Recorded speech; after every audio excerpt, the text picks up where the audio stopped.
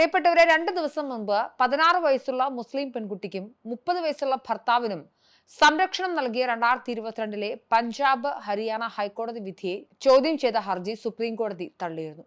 ദേശീയ ബാലാവകാശ സംരക്ഷണ കമ്മീഷൻ സമർപ്പിച്ച ഹർജിയിലാണ് സുപ്രീം കോടതി ഈ ഹർജി തള്ളുന്നത്. മുസ്ലിം വ്യക്തി നിയമം അനുസരിച്ച് പ്രായപൂർത്തിയായ ഒരു പെൺകുട്ടിക്ക് വിവാഹം കഴിക്കാമെന്ന ഹൈക്കോടതിയുടെ നിലപാടാണ് ഇതിലൂടെ സുപ്രീം കോടതി ശരിവെച്ചത്. പ്രായപൂർത്തി എന്നാൽ 18 അല്ല, ആ കുട്ടി ഋതുമതിയായാൽ മതി. കുട്ടികളുടെ അവകാശങ്ങൾ സംരക്ഷിക്കുന്നതിനുള്ള ദേശീയ കമ്മീഷനായിരുന്നു ഹർജി സമർപ്പിച്ചത്. ഈ കേസിൽ ഏറ്റവും പ്രധാനപ്പെട്ട വിഷയം മുസ്ലിം വ്യക്തി നിയമവും പോക്സോ അഥവാ ലൈംഗിക കുറ്റകൃത്യങ്ങളിൽ നിന്നും കുട്ടികളെ സംരക്ഷിക്കുന്നതിനുള്ള നിയമം തമ്മിലുള്ള പൊരുത്തക്കേടാണ്. മുസ്ലിം വ്യക്തി നിയമം അനുസരിച്ച് ഒരു പെൺകുട്ടിക്ക് 15 വയസ്സിന് ശേഷം സ്വന്തം ഇഷ്ടപ്രകാരം വിവാഹത്തിൽ ഏർപ്പെടാം. എന്നാൽ പോക്സോ നിയമം 18 വയസ്സിന് താഴെയുള്ള എല്ലാ ലൈംഗിക ബന്ധങ്ങളെയും കുറ്റകൃത്യമായി കാണുന്നു. ഈ പശ്ചാത്തലത്തിലാണ് ഈ വിഷയത്തിൽ സുപ്രീം കോടതി ഹർജി തള്ളുന്നത്. സുപ്രീം കോടതി അന്തിമ വിധി പുറപ്പെടുവിച്ചിട്ടില്ലെങ്കിലും മുസ്ലിം പെൺകുട്ടികളുടെ വിവാഹപ്രായം 18-ൽ നിന്നും 15-ആയി കുറച്ചാൽ ഉണ്ടാവുന്ന പ്രത്യാഘാതങ്ങളെക്കുറിച്ച് ചർച്ച ചെയ്യേണ്ടത് അത്യാവശ്യമാണ്. മാത്രമല്ല, ഇങ്ങനെ ഒരു അനീതി അത് അംഗീകരിക്കാനുമാവില്ല. 15 എന്നാൽ കേവലം പഠിക്കാൻ ആരംഭിക്കുന്ന, എന്താണ് താനെന്നും തന്റെ സ്വത്വബോധം എന്താണെന്നും താൻ ആരാണെന്നും തന്റെ വ്യക്തിത്വവും ഒക്കെ രൂപീകരിക്കപ്പെടുന്ന ഒരു കാലഘട്ടത്തിലാണ് പെൺകുട്ടി ആയതുകൊണ്ട് മാത്രം, ഋതുമതി ആയതുകൊണ്ട് മാത്രം ആ പ്രായത്തിൽ തന്നെ വിവാഹം കഴിക്കാൻ ആ പെൺകുട്ടിയെ അനുവദിക്കുന്നത്, അല്ലെങ്കിൽ നിയമപരമായി അത് ശരിയാവുന്നത്, വ്യക്തി നിയമപരമായി അത് സാധുവാകുന്നത്, പെൺകുട്ടിയെ വിവാഹം കഴിപ്പിച്ച് അയക്കുന്നത്. പെൺകുട്ടി എന്തായാലും പ്രസവിക്കാനുള്ള പാകത്തിലെത്തിയല്ലോ, അപ്പോൾ അവൾ വെറും ഒരു പ്രസവ യന്ത്രം മാത്രമാണെന്ന തിരിച്ചറിവിന്റെ, അല്ലെങ്കിൽ അങ്ങനെ ഒരു വ്യവഹാരത്തിന്റെ മത ലോജിക്കിന്റെ അടിസ്ഥാനത്തിലാണ്. എന്തായാലും വിധിയൊക്കെ പുറത്തു വരുമ്പോൾ നിയമപരമായ വൈരുദ്ധ്യങ്ങളും വെല്ലുവിളികളും ഒക്കെ ധാരാളം നിലനിൽക്കുമ്പോഴും ഈ വിഷയത്തിൽ സുപ്രീം കോടതി ഹൈക്കോടതിക്ക് അനുകൂലമായൊരു അന്തിമ തീരുമാനമെടുത്താൽ അത് ഇന്ത്യൻ നിയമവ്യവസ്ഥയിൽ വലിയൊരു വൈരുദ്ധ്യം സൃഷ്ടിക്കും എന്നതിൽ സംശയിക്കേണ്ടതില്ല. ഏറ്റവും പ്രധാനമായും ശൈശവ വിവാഹ നിരോധന നിയമം നിലനിൽക്കുന്നൊരു രാജ്യമാണ് നമ്മുടേത്. അങ്ങനെ ഒരു നിയമത്തിന്റെ പരിധിയിൽ രാജ്യത്ത് ജാതി മത ഭേദമന്യേ എല്ലാ പെൺകുട്ടികളുടെയും വിവാഹപ്രായം 18-ആയി നിശ്ചയിച്ചുകൊണ്ട് 2006-ൽ ശൈശവ വിവാഹ നിരോധന നിയമം വന്നിട്ടുണ്ട്. ഈ വിധി, അതായത് സുപ്രീം കോടതി മുസ്ലിം വ്യക്തി നിയമത്തിന് അനുകൂലമായാണ് വിധി പുറപ്പെടുവിക്കുന്നതെങ്കിൽ ഈ ചൈൽഡ് മാരേജ് അഥവാ ശൈശവ വിവാഹ നിരോധന നിയമം എന്നത് അസാധുവാകപ്പെടും മുസ്ലിം പെൺകുട്ടികളുടെ കാര്യത്തിൽ. ഒരു പൊതു സിവിൽ നിയമം ഇത്രയും നിർണായകമായ ഒരു വിഷയത്തിൽ രാജ്യത്ത് നിലനിൽക്കെ ഒരു പ്രത്യേക മതവിഭാഗത്തിന് മാത്രം ഇതിൽ ഇളവ് നൽകുന്നത് നിയമത്തിന്റെ തുല്യത എന്ന ആശയത്തെ ചോദ്യം ചെയ്യുമെന്ന് ഉറപ്പാണ്. മറ്റൊന്നാണ് പോക്സോ. നമുക്കറിയാം, കുട്ടികളെ ലൈംഗികമായ അബ്യൂസുകളിൽ നിന്നും രക്ഷിച്ചെടുക്കുന്ന, അല്ലെങ്കിൽ അവർക്ക് സംരക്ഷണം നൽകുന്ന നിയമമാണ് പോക്സോ നിയമം. 18 വയസ്സിൽ താഴെയുള്ള ആളുകളെല്ലാം കുട്ടികളായാണ് നമ്മൾ കണക്കാക്കുന്നത്. അപ്പോൾ 18 വയസ്സിന് താഴെയുള്ള കുട്ടികളുമായുള്ള ലൈംഗിക ബന്ധം അത് സമ്മതത്തോടെയാണെങ്കിലും അല്ലെങ്കിലും കുറ്റകരമാക്കുന്ന അതിശക്തമായ നിയമമാണ് രാജ്യത്തെ പോക്സോ നിയമം. ഈ പുതിയ വിധി പ്രകാരം, അഥവാ സുപ്രീം കോടതി പഞ്ചാബ് ഹൈക്കോടതി വിധിയെ അനുകൂലിച്ച് വിധി പുറപ്പെടുവിച്ചാൽ 15 വയസ്സ് കഴിഞ്ഞ മുസ്ലിം പെൺകുട്ടിയുടെ വിവാഹം നിയമപരമാകുമ്പോൾ പോക്സോ നിയമപ്രകാരം കുറ്റകൃത്യമാകേണ്ട ഒരു കാര്യം നിയമവിധേയമാകുന്ന വിചിത്രമായ ഒരു അവസ്ഥയുണ്ടാകും. ഇത് നിയമ സംവിധാനങ്ങളിൽ വലിയ ആശയക്കുഴപ്പത്തിന് കാരണമാകും. മാത്രമല്ല, ഒരു 18 വയസ്സ് പൂർത്തിയാകാത്ത ഒരാൾക്ക് കൺസെന്റ് അഥവാ സമ്മതം നൽകാനുള്ള അനുവാദമില്ല, അല്ലെങ്കിൽ ആ സമ്മതത്തിന് അതിന് ലീഗൽ വാലിഡേഷൻ ഇല്ല. അങ്ങനെ ഒരു ഘട്ടത്തിൽ എങ്ങനെയാണ് 15-കാരിക്ക് തൻ്റെ ശരീരം മറ്റൊരാൾക്ക് കൊടുക്കാൻ, അല്ലെങ്കിൽ മറ്റൊരാൾക്ക് തന്നെ വിവാഹം കഴിക്കാൻ അനുവാദം നൽകാൻ സാധിക്കുക എന്നൊരു ചോദ്യവും ബാക്കിയാവും.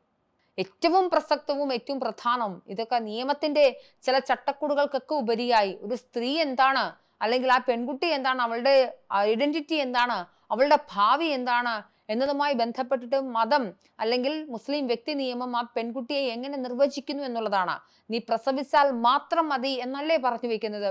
കഴിഞ്ഞ ഏതാനും ദശാബ്ദങ്ങളായി മുസ്ലിം സമുദായത്തിലെ സ്ത്രീകൾ വിദ്യാഭ്യാസപരമായും സാമൂഹികമായും ഒക്കെ ഒരുപാട് കഷ്ടപ്പെട്ട്, ഒരുപാട് ജീവിതത്തിൽ സംഘടനകളിലൂടെ കടന്നുപോയി നേടിയെടുത്ത മുന്നേറ്റങ്ങൾക്ക് നേരെയുള്ള തിരിച്ചടിയാണ് യഥാർത്ഥത്തിൽ ഈ വിധി. 18 വയസ്സിലുള്ള നിയമപരമായ സംരക്ഷണം കിട്ടുന്നത് കൊണ്ടാണ് പല പെൺകുട്ടികളും ഏറ്റവും കുറഞ്ഞ പക്ഷം +2 എങ്കിലും പാസ്സാകുന്നത്.